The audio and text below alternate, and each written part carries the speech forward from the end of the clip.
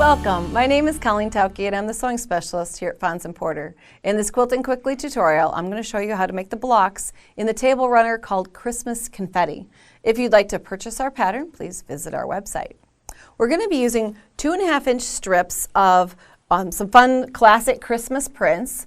And you can see behind me the table runner. We're going to match up fabric colors, some with mostly red and some that are mostly green. And then we're going to have fun putting together this triangle shaped block and make a table runner from it. So from the 2.5-inch strips, we're going to create a block that looks like this. Now I haven't totally trimmed it because I wanted you to see the little dog ear points around the edges that will be your kind of your marker on how to place things when you're arranging and constructing the blocks in this table runner. So we're going to put this off to the side. I'm going to talk you through using the Fons Porter 60-degree pyramid ruler.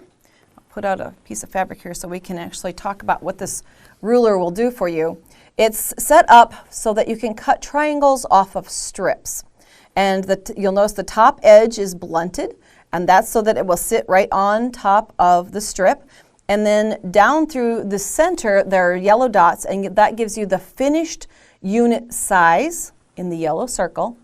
And then along one border here, there are numbers that will tell you what size strip you will be cutting from. So in this instance, we're using a 2.5-inch strip. So a 2.5-inch strip along the side will then yield a 2-inch triangle.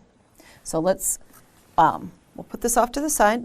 Now, if you don't want to purchase this, you also will find that in the pattern there is the shape as a paper template that you can transfer to some of the template plastic, and then you can use that to lay on the strip to either draw around or lay your ruler on top of and cut the shapes that you need.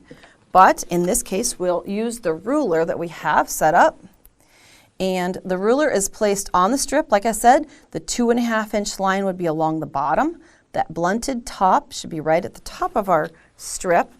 And then you simply cut down the sides of the acrylic template. Make sure my rotary blade is ready to go. And then we can flip this one around so that we're always cutting from a safe direction. Again, lining up that 2.5 mark.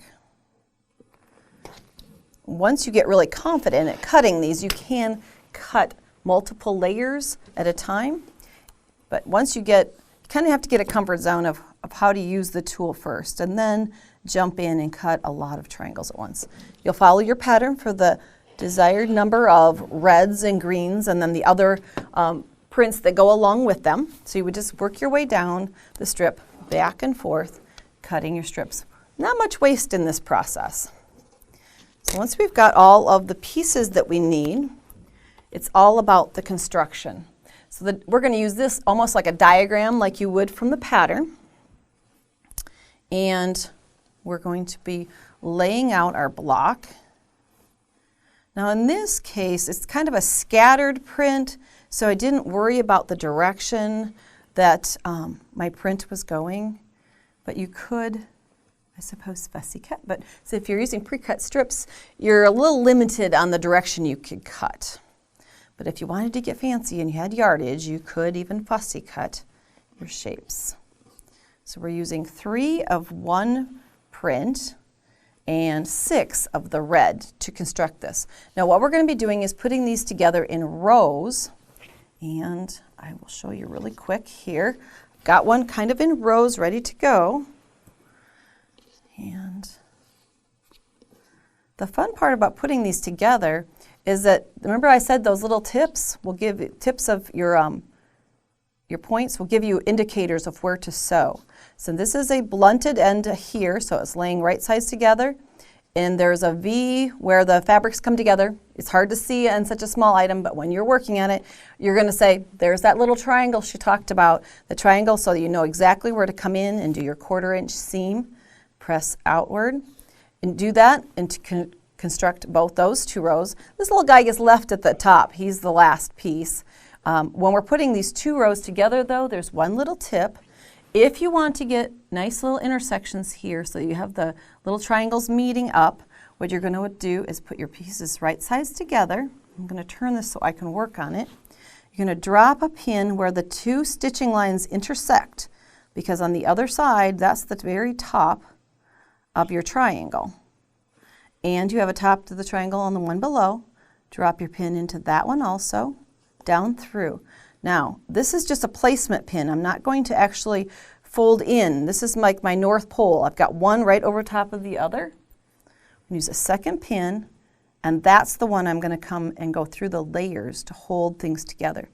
The North Pole then can come out, and I know that those will be one right over the other. So I can stitch my 1/4 inch seam here, press it open, and create, if I put the pin in where the stitching line would fall, you would have then this piece like this. And at the end, you cap it off with your last triangle. So you're going to create all of the larger pieced triangles, put them together in rows following the diagrams in our patterns, and you'll have Christmas confetti ready to go for your holiday event. Thanks for joining me today. If you'd like to see more of our Quilting Quickly tutorials, please visit our website.